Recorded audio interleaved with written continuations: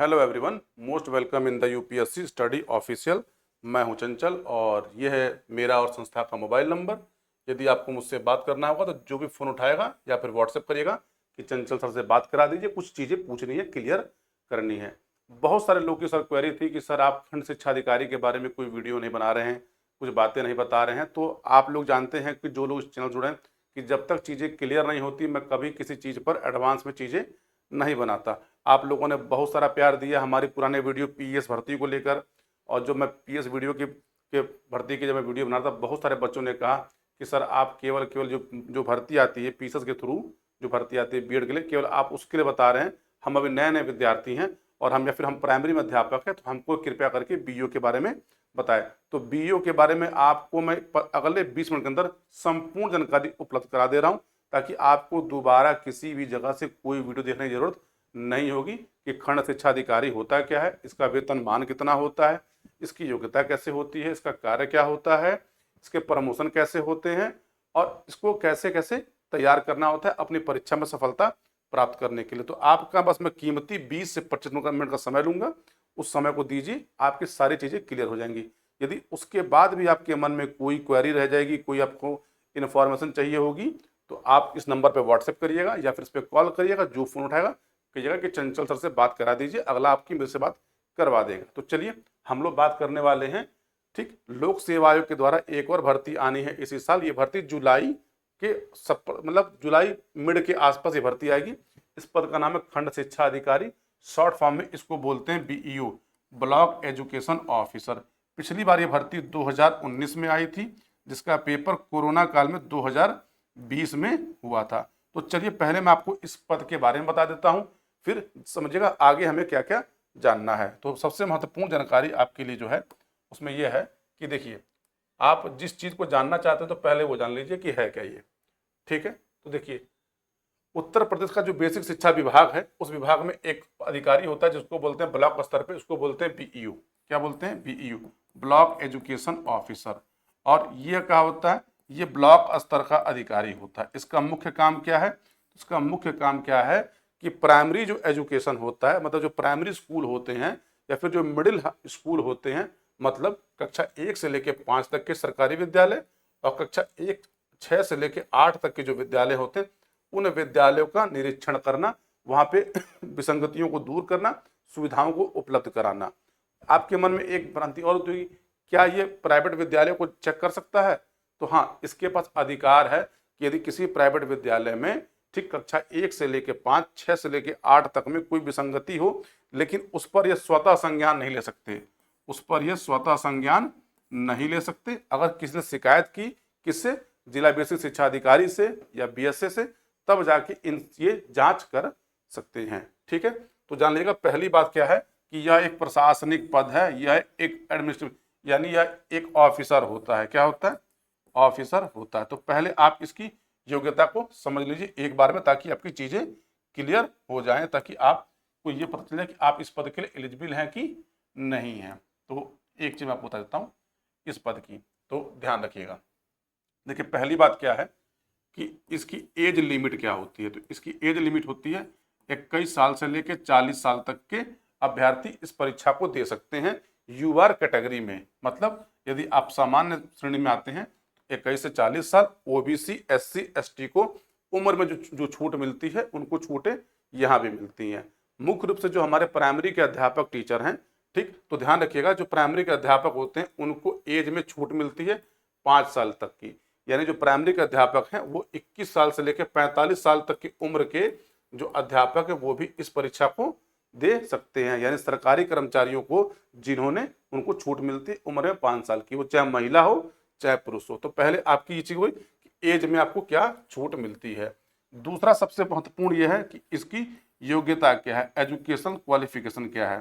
तो योग्यता में देखिए, सबसे बड़ी इसकी योग्यता जो होती है कि आप भारत के नागरिक हों, मतलब आप 28 जो स्टेट हमारे हैं या किसी भी यूटी के आप निवासी हो तो इस फॉर्म को भर सकते हैं, ठीक। अब इसकी योग्यता, आपने किसी भी विषय से क्या किया हो, तो अंडर ग्रेजुएट कोर्स किया हो। अंडर ग्रेजुएट कोर्स किया हो मतलब आपने बीए किया हो, बीएससी किया हो, बीकॉम किया हो, आपने बीटेक किया हो, बीबीए किया हो, बीसीए किया हो, ठीक। यानी कोई भी आपने अंडर ग्रेजुएट कोर्स किया हो, प्लस आपने उसके साथ आपने बीएड किया हो, आपने बीएड किया हुआ हो, यानी आप बैचलर इन एजुकेशन में स्नातक हो, तब आप इस पद के लिए एलिजिबल हैं। आप नौकरी में हो चाहे ना हो, तो ध्यान रखिएगा।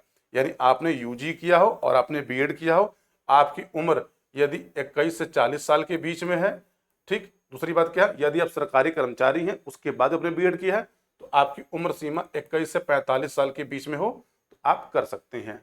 बहुत सारे ऐसे विद्यार्थी होते हैं जो यूपी के होते हैं।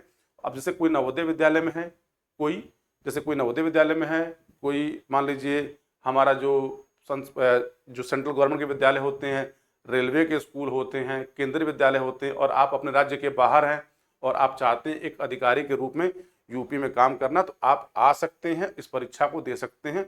इस साल जो 2026 में भर्ती आएगी, इस भर्ती में लगभग 250 के आसपास पद हैं, 250 के आसपास पद हैं। तो दो चीजें आपको क्लियर हो गई होंगी कि क्या काम है। ध्यान रखिएगा, यह 20 श्रेणी का क्या है, तो यह 20 श्रेणी का एक राजपत्रित गैजेटेड अधिकारी होता है। यानी बीईओ जो होता है यह एक गैजेटेड अधिकारी है। क्या है? गैजेटेड अधिकारी होता है। ठीक, चलिए अब आते हैं अगला इसके काम के ऊपर। तो देखिए इसका महत्वपूर्ण काम क्या होता है, तो इसको भी आप पहले समझ लीजिए ये काम करता क्या है, ताकि आपको चीजें ये भी क्लियर रहें। तो पहली बात देखिए इसका काम क्या होता है। इसका काम होता है विद्यालयों का निरीक्षण करना, विद्यालयों का निरीक्षण करना, शिक्षकों की निगरानी करना कि शिक्षक वास्तव में समय पे स्कूल आ रहे हैं कि नहीं आ रहे हैं, कि एब्सेंट रह रहे हैं। ठीक, सरकारी योजनाओं का संचालन करना, यानी सरकार शिक्षा के क्षेत्र में जो योजनाएं लागू कर रही हैं, जैसे आप देखते होंगे निपुण भारत एक योजना है, ठीक, समग्र शिक्षा अभियान है, समग्र शिक्षा अभियान है। यानी शिक्षा के क्षेत्र में भारत सरकार या यूपी गवर्नमेंट जो भी काम करती है, तो ये उसका क्या करते हैं, उस योजनाओं का संचालन और क्रियान्वयन करते हैं। फिर रिपोर्टिंग एवं प्रशासनिक इनका महत्वपूर्ण काम है कि ये रिपोर्ट बनाएंगे, यानी जिस ब्लॉक में होंगे उस ब्लॉक में कितने विद्यालय हैं, ठीक, वहाँ पे जो प्रशासनिक कार्य है तो वो भी इनकी देखरेख में ही होता है। दूसरा क्या है, अभिभावकों से और विद्यालयों में जो समन्वय का काम है, यह काम भी करने का काम एक बीईओ अधिकारी का होता है। मतलब एक शिक्षा विभाग में यदि शिक्षा के क्षेत्र में आप अच्छा काम करना चाहते हैं, इस पद को ज्वाइन कर सकते हैं, एक बेहतरीन पद है। ठीक है, अब चलिए बहुत लोग के मन में होगा कि गुरुजी वेतन कितना मिलता है, तो चलिए आपको मैं वेतन भी बता देता हूं। तो देखिए ये ग्रुप बी का गेजेटेड अधिकारी है। कैसा? गेजेटेड अधिकारी है। इसका जो पेमेंट होता है, मतलब इसका जो ग्रेड पे होता है, इसका ग्रेड पे होता है 4800। कितना होता है? 4800 इसका ग्रेड पे होता है। मतलब अभी का जो वेतनमान है, यानी 7वें वेतन आयोग के अनुसार इसको सैलरी जो मिलती है वो इन हैंड सैलरी आपको लगभग 70,000 के पास इसको सैलरी मिलती है। 70K के आसपास इसको सैलरी मिलती है। मतलब ज्वाइन करते ही आपको 72 से 74,000 सैलरी मिलेगी, जिसमें से आपके हाथ में कटा के 62,000 से लेकर 65,000 के बीच में आता है। अब डिपेंड ये करता है कि आपकी नियुक्ति किस क्षेत्र में हो रही है। तो आपको ये भी समझ में आ गया कि यदि आपने बीएड किया है और आपकी बीएड की डिग्री कंप्लीट हो गई है तो आप इसका फॉर्म भर सकते हैं। एक महत्वपूर्ण जानकारी है कि ध्यान रखिएगा, इसका जब विज्ञापन आएगा, विज्ञापन आने के समय आपकी सारी योग्यताएं कंप्लीट होनी चाहिए। सारी योग्यताएं कंप्लीट मतलब आपकी जो डिग्री जो बीएड की है, आप बीएड की डिग्री कंप्लीट हो गई हो, आपको मार्कशीट मिल गई हो और आपको डिग्री प्राप्त कर ली गई हो। दूसरी बात, यदि आप आते हैं शेड्यूल कैटेगरी से, मतलब आप एसटी से आते हैं, आप एससी से आते हैं, आप ओबीसी से आते हैं, आप ईडब्ल्यू से आते हैं, तो कृपया करके फॉर्म आने से पहले अभी ही क्या करिए, आप अपने सारे प्रमाण पत्रों को बनवा लीजिए। यदि आप आरक्षण का लाभ प्राप्त करना चाहते हैं यूपी गवर्नमेंट में, तो आप उसके लिए एलिजिबल हैं। और आरक्षण का लाभ केवल और केवल जान लीजिएगा जो यूपी राज्य के मूल निवासी हैं उन्हीं को प्राप्त होता है, अन्य किसी को प्राप्त नहीं होता। यदि आप अन्य किसी राज्य के निवासी हैं तो आप यूपी में अनरिजर्व कैटेगरी में काउंट किए जाएंगे। दूसरी महत्वपूर्ण बात एक और बताता हूं आपको मैं मतलब आपके मन में इसको भी लेके कोई कंसर्न है। हाँ, अगर आप मान लीजिए प्राइमरी स्कूल में टीचर हैं, आप प्राइमरी स्कूल में टीचर हैं या किसी गवर्नमेंट कॉलेज में टीचर हैं या फिर आप गवर्नमेंट एम्प्लॉई हैं, तो कृपया करके फॉर्म भरते समय आप अपने विभाग से एनओसी जरूर प्राप्त कर लें। ठीक, जरूर से जरूर प्राप्त कर लें। आप एनओसी, बिना एनओसी प्राप्त किए फॉर्म मत भरिएगा, वरना बाद में आपकी नियुक्ति में कई सारी समस्याएं आएंगी। ठीक है, चलिए अगला चीज जान लिया जाए हम लोग है।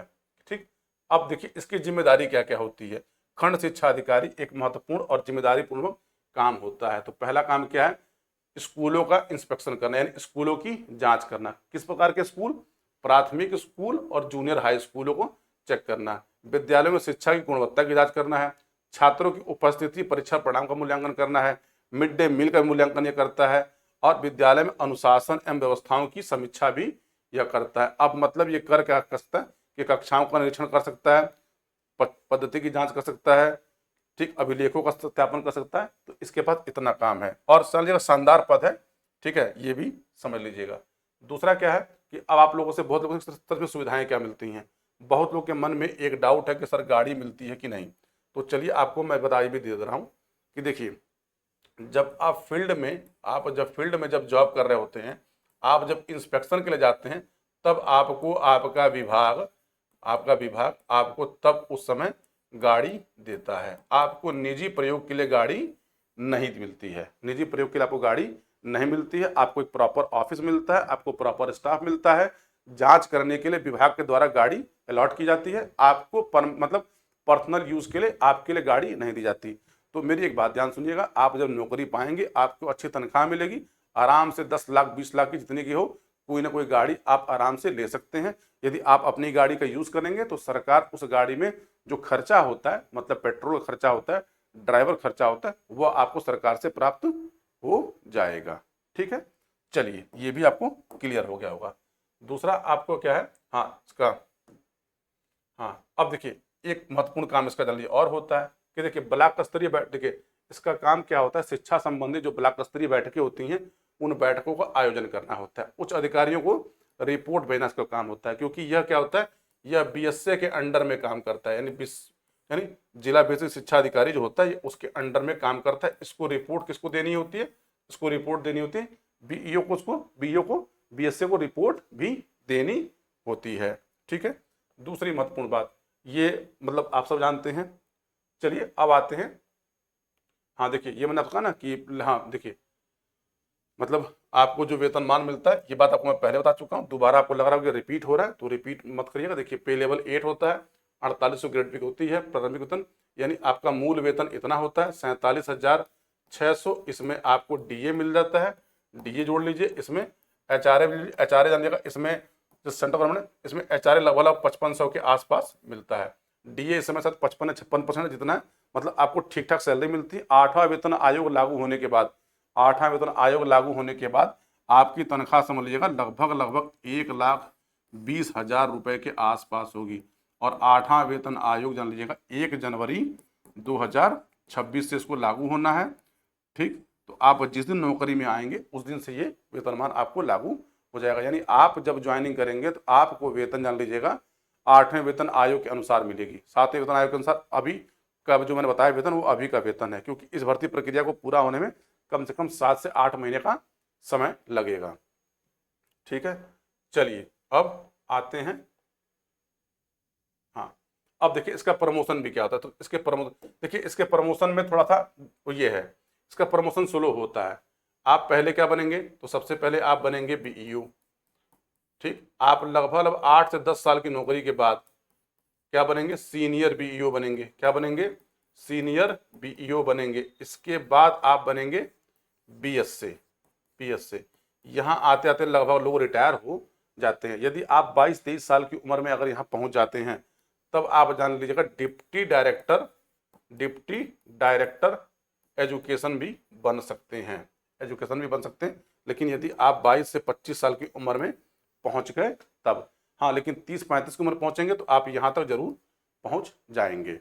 ठीक है, चलिए अब चलिए इसकी परीक्षा के बारे में बता दूं। देखिए इसकी परीक्षा होती कैसी है, तो इसकी परीक्षा क्या होती है, आपको एक प्रारंभिक परीक्षा होती है। क्या होती है, एक प्रारंभिक परीक्षा होती है जो ऑब्जेक्टिव टाइप की होती है। इसमें कुल 120 प्रश्न आते हैं, 300 मार्क्स के होते हैं और आपको एक प्रश्न पे नेगेटिव मिला था कितना, तो 1/3 की नेगेटिव होती है। मुख्य परीक्षा जो होती है इसकी क्या होती है, डिस्क्रिप्टिव होती है। तो इसमें एक पेपर होगा जीएस का, एक पेपर होगा हिंदी का, सामान्य हिंदी का जिसमें ग्रामर, और एक पेपर होगा एसए का।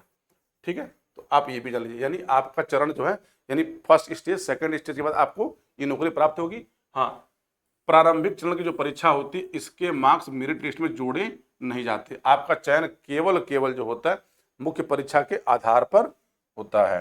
ठीक है, अब देखिए ये पूरा डिटेल में यहाँ पर चीजें, ताकि आप ये भी समझ लीजिएगा कि आपका क्या होता है। प्रारंभिक परीक्षा एमसीक्यू टाइप की परीक्षा होती है, ओएमआर सीट पर होती है, समान आधारित होते हैं। देखिए कुल प्रश्न कितने होंगे, कुल प्रश्न 120, अंक कुल 200 300, कुल समय 2 घंटे, वस्तुनिष्ठ और नेगेटिव प्रकार के होते हैं, यानी आपको 1/3 नेगेटिव मिलेगी।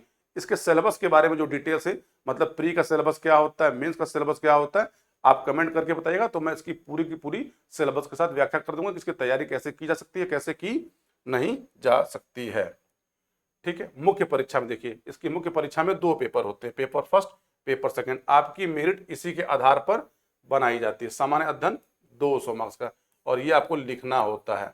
आप हिंदी और इंग्लिश किसी भाषा में भी उत्तर लिख सकते हैं।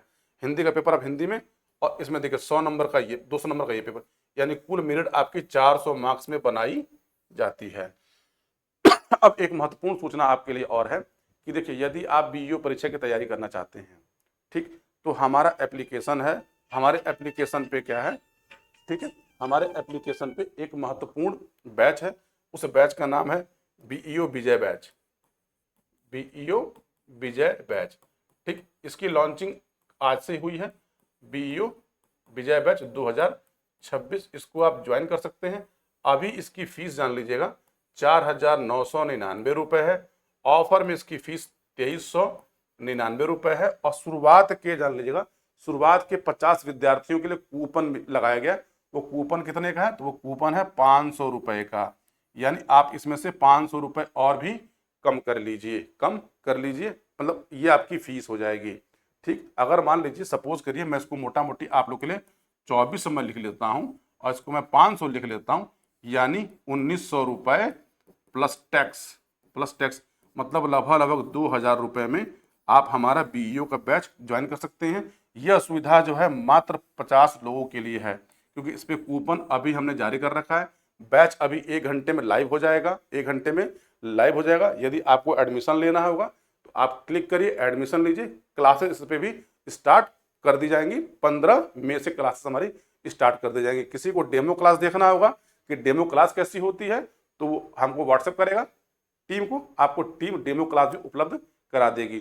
ठीक, द यूपीएससी स्टडी ऑफिशियल का अपना खुद का एप्लीकेशन है, उसका नाम है द उड़ान स्टडी ऑफिशियल, द उड़ान स्टडी ऑफिशियल। उसको ज्वाइन भी कर सकते हैं। डिस्क्रिप्शन में एक लिंक है, एक व्हाट्सएप ग्रुप है, आप उस ग्रुप को भी ज्वाइन कर सकते हैं और महत्वपूर्ण जानकारी प्राप्त वहां से कर सकते हैं।